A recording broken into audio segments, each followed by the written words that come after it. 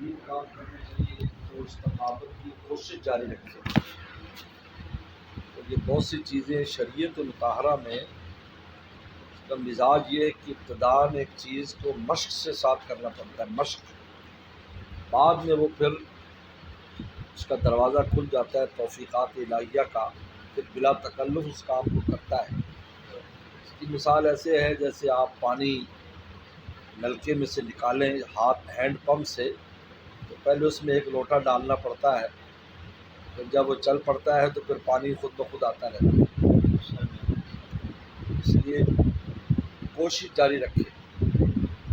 جس طرح میں اور آپ گاڑی چلاتے ہیں، اگر ڈرائیور پورا دھیان نہ رکھے اور گاڑی کو اس کے مرضی پر چھوڑ دے تو ایکسیڈنٹ کرے گا.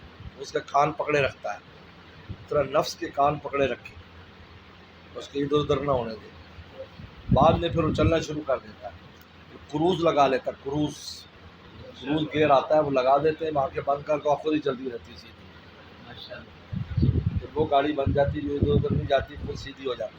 بعض گاڑی ایسی ہے سڑک سے اترنے لگے خود چڑھ جاتی ہے سڑک پر، آپ چاہے اس کا کان کھینچے یا نہ کھینچے. اللہ کا تو پہلے سے نظام ہے، گاڑی والوں کو تو بھی پتہ چلتا ہے. تو میں کہتا ہوں وہاں کا نظام بہت ایڈوانس ہے. اور دوسرا استقامت کی دعا مانگے کہ اللہ مجھے استقامت نصیب فرما. قائم دے نفس سخت منصنی است، اے اللہ میرے نفس کو استقامت دے دے، بہت جلدی موڑنے والا ہے، اس کو تو سیدھا رکھ. اور تیسرا اہل استقامت سے جڑا رہے تاکہ ان کی صحبت کی برکت سے استقامت پیدا ہو جائے. اس لیے ایک بڑی اہم بات ہے کہ لوگ کیفیات کے در پہ ہوتے ہیں.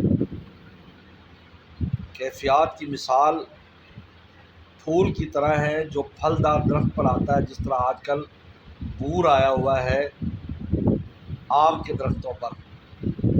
آپ مجھے بتاؤ یہ بور مطلوب ہے؟ اس کی تو کوئی قیمت نہیں.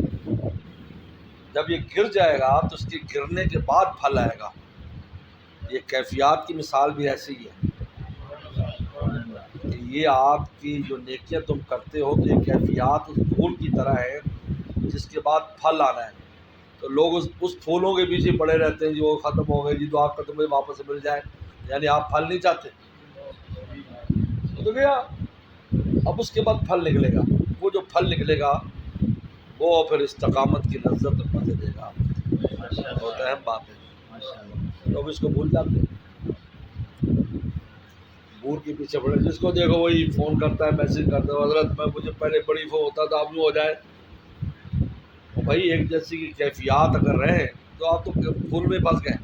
کیونکہ پھول بہت وہ نظر آتا ہے، تر و تازہ خوبصورت نظر آتا ہے، لیکن اس کے اندر سے جو پھل نکلے گا اصل تو وہ مطلوب ہے. وہ پھر جب پکے گا تو تب مزہ دے گا. کبھی بھی انسان، اس لیے یہ یاد رکھیں بات حضرت تھانوی رحمہ اللہ کی کہ اگر آپ کے اعمال صحیح چل رہے ہیں تو پھر اس بات کی فکر نہ کریں کہ وہ کیفیت آ رہی یا نہیں آ رہی، آپ کو پھل ملنے والا ہے بس. لیکن یہ اعمال میں کوتاہی نہ ہو. اگر اس میں کوتاہی ہے تو پھر آپ سمجھیں کہ آپ غلطی پر. چلو ٹھیک ہے، 1 بجے کوشش کریں آپ لوگ تاکہ آپ لوگ جو ہے 1 بجے تک وہاں ہال میں پہنچ جائیں. گاڑی واڑی جن کے پاس گاڑیاں نہ ہو یا جن کے پاس